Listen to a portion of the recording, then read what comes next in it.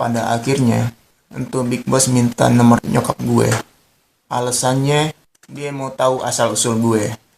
Takutnya kalau gue ini orang yang bermasalah. Menurut dia, gue ini orang yang gak becus cari kerja dan orang yang gak punya usaha buat cari kerja. Pendek kata, dia gak mau direpotin orang macam gue.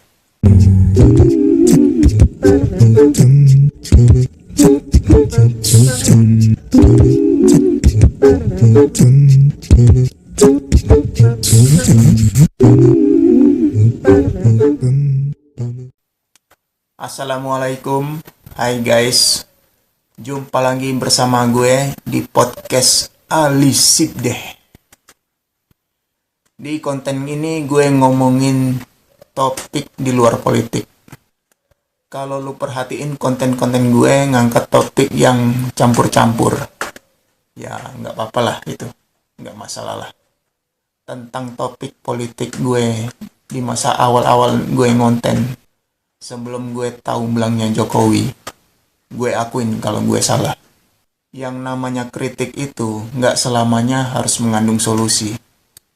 Ya emang bener, kritik ya kritik aja. Masalah solusi itu tugasnya yang dikritik, nyari solusi. Oke guys, kali ini gue ngangkat topik seputar pengalaman kehidupan gue. Gue banyak ngalamin pahit getirnya kehidupan. Ya kurang lebih sama kayak lu pada lah. Kalau di agama kita diajarin setelah kita mati kita bakal masuk ke surga atau masuk ke neraka. Kalau buat gue, di kehidupan kita yang sekarang ini justru surga dan neraka itu kita alamin. Misalnya, kalau kita sedang ngalamin masa-masa bahagia, masa tenang, ya itu surga buat kita. Kalau kita sedang marah, kita stres, kita galau, ya itulah neraka. Ya kalau gue mah lebih banyak neraka daripada surganya. Gue udah 3 kali kemalingan. Gue udah berapa kali di cut off dari kerjaan. Gue udah berapa kali nganggur lama banget. Nyari kerjaan susah. Sampai gue makan tabungan. Sampai tabungan gue menipis. Gue pusing.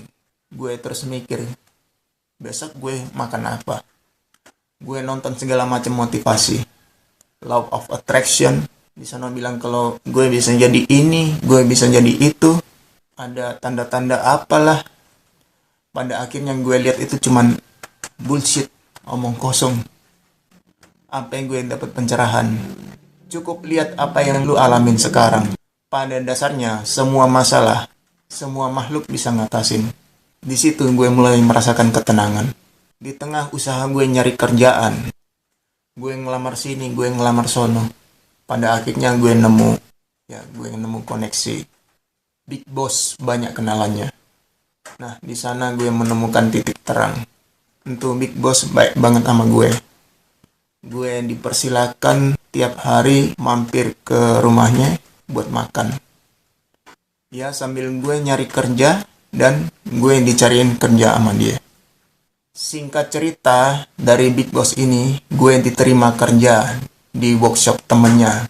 Tempat gue sekarang ini kerja. Walaupun gue sayangkan, pada akhirnya untuk Big Boss minta nomor nyokap gue.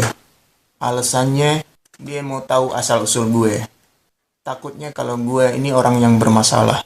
Menurut dia, gue ini orang yang gak becus cari kerja dan orang yang gak punya usaha buat cari kerja.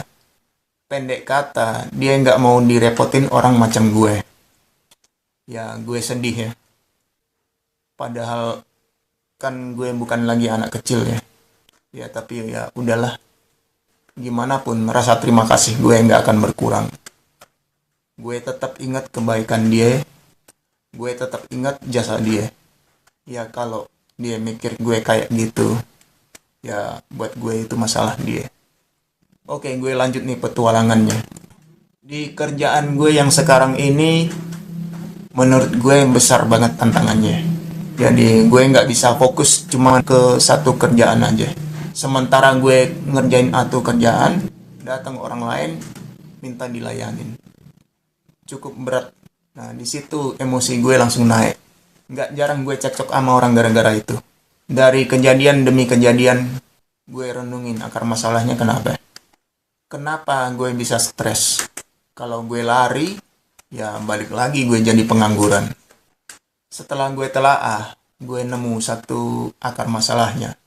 Barangkali itu karena gue kurang siap mental.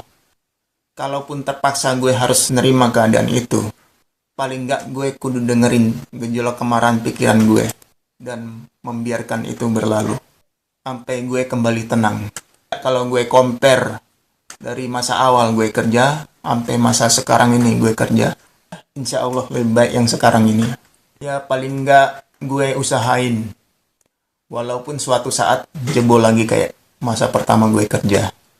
Secara konklusi, apakah kita merasa bahagia atau kita merasa sedih? Itu semua datangnya dari mindsetting kita. Kita nggak bisa nolak kejadian yang di luar kita. Menanyakan kenapa itu harus terjadi. Gue pikir kita bakalan stres kalau kita mikirnya terus kayak gitu. Karena kejadian apapun bisa aja kejadian sama kita. Tinggal gimana kita menyikapi itu.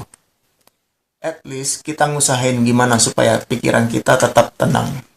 Gimana caranya dampak dari kejadian terburuk itu bisa kita kurangin.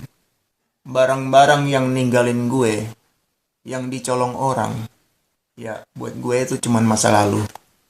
Semua pengalaman, sampai pengalaman yang terburuk, ya cuman pengalaman. Sekedar datang dan berlalu. Bisa jadi perenungan, bisa jadi sejarah. Gue bisa narik pelajaran dari sono. Atau barangkali itu pengalaman yang seru. Ya nikmatin aja. Gak mesti jadi trauma.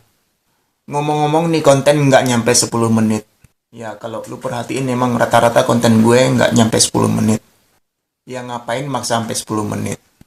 Kalau gak banyak yang diomongin, ngapain juga panjang lebar bertele-tele. Gue sekarang beda sama gue pas pertama-tama gue ngonten. Gue nggak ngejar-ngejar amat buat nyari 1000 penonton atau 10.000 penonton. Kalau ada ya syukur-syukur. Kalau nggak ada ya fine. Nggak masalah. Kalau gue mah yang penting jam terbang. Ya guys, kayaknya segini dulu konten gue. Kalau ada komentar, kalau ada pendapat, ya silakan lu tulis di kolom komentar. Oke guys, gue pamit. See you.